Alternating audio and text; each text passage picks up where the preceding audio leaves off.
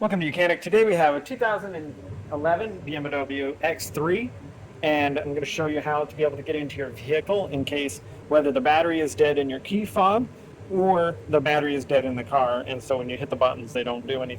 It doesn't do anything.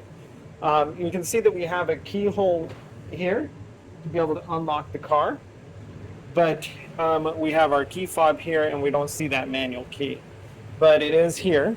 So what we need to do is we take this little tab here, there's a button we press in, and then we're able to pull on the rest of this, and this is our manual key cut to our car. Then you'd be able to slide that in there.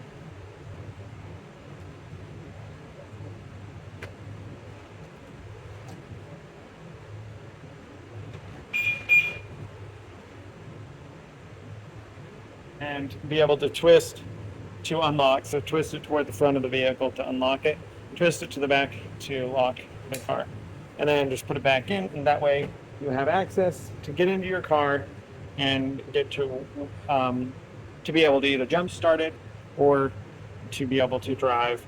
And if key fob battery is dead, you will have to put your key fob in a specific location on your vehicle for it to be able to start.